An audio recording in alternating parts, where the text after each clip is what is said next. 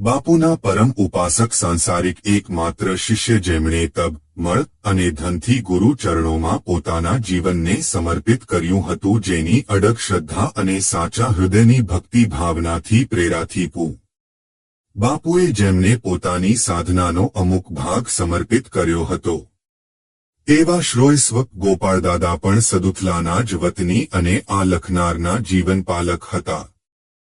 કોઈ શુભ ચોઘડીએ લાગેલ ગુરુના અનુભવની ચોટ જિંદગીનો રસ્તો બદલી દે છે, તેમ શ્રી ગોપાળદાદા ભર યુવાનીમાં બીમાર પડે છે.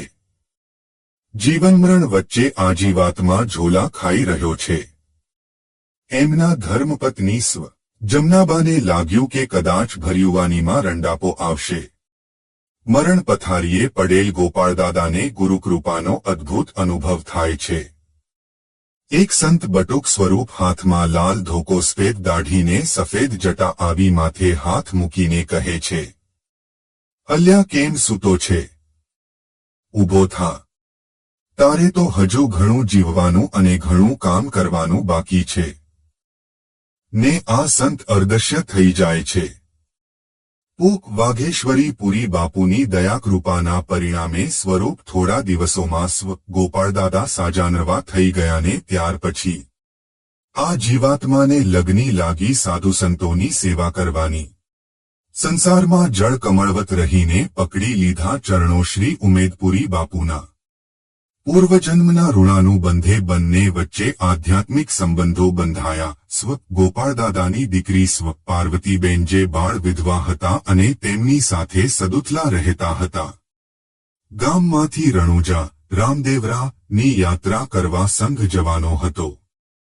સ્વ. પાર્વતીબેનની ઈચ્છા રામદેવ પીરની યાત્રાએ જવાની હોવાથી તેમણે કહ્યું, બાપા રણુજા રામાપીરના દર્શન કરવા ગામમાંથી સંઘ જાય છે. તમો રજા આપો તો મારી ઈચ્છા રણુજા જવાની છે. તેથી તમો અમારી સાથે આવો. ત્યારે સ્વ. ગોપાળદાદાએ કહ્યું, તું તારે ગામના ભાઈઓ બહેનો સાથે રણુજા જા. સાથે સ્વ. પાર્વતીબેન પિતાના વચન ઉપર શ્રદ્ધા અને વિશ્વાસ રાખી ગામના સંઘ સાથે રામદેવ પીરના દર્શનાર્થે રણુજા જાય છે. યાત્રાધામોના દર્શન કરતો સંઘ રણુજા પહોંચે છે. સંધ્યા આરતીનો સમય છે. રામદેવરાની આરતીની જયોતથી સમગ્ર મંદિર ઝળહળી રહ્યું છે. ઝાલરો વાગે છે અને નગારા પર તાલબદ્ધ દાંડી પીટાય છે. સમગ્ર વાતાવરણ ભકિતમય બન્યું છે. દૂર દૂરથી હિન્દવાપીરના દર્શને આવેલ ભાવિક ભક્તોના જયઘોષથી વેરાન વગડો ગુંજી રહ્યો છે. સંઘ સાથે ગયેલ સ્વ. પાર્વતીબેન પણ રામદેવ પીરની આરતીના દર્શન કરવામાં મગ્ન છે. અચાનક મનમાં તેમના પિતાશ્રીએ આપેલ વચન યાદ આવે છે કે જા બેટા, હું અવશ્ય રણુજા આવીશ. ને અચાનક આકાશ તરફ મીટ માંડે છે ને અકલ્પનીય દ્રશ્ય એમની નજર સમક્ષ દેખાય છે. મંદિરથી થોડે ઊંચે આકાશમાં લીલુંડા ઘોડે પર અસવાર રણુજાના રાજા રામદેવ પીર. હાથમાં ઝગમગતો ભાલોને એમ બાજુ ઘોડાની લગામ પકડીને ઊભા છે.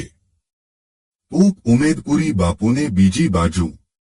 સ્વ. ગોપાળદાદા જેના દર્શન કરવા જીવાત્મા તલપાપડ થતો હોય, ઋષિમુનિઓ વર્ષો સુધી કઠોર તપસ્યા કરતા હોય, તેવા હિન્દવાપીરની સાથે ગુરુ અને શિષ્ય આમ ત્રિપુટીના દર્શન તો પૂર્વજન્મના કોઈ પુણાત્માને જ થતા હોય છે. યાત્રાએથી ઘેર આવી દીકરી પાર્વતીબેન તેમના પિતાશ્રીના પગ પકડીને કહે છે, હવે મારે આજીવન કયાય યાત્રા કે દર્શન જવું નથી. 68 તીરથ તો મારે આંગણે છે. હવે તમારી સેવા અને પૂ. બાપુના દર્શન એ જ મારો જીવન મંત્ર રહેશે. ત્યારબાદ સ્વ. પાર્વતીબેન ગુરુ મહારાજના દર્શન સિવાય કયાય યાત્રા કે દર્શનાર્થે ગયા ન હતા.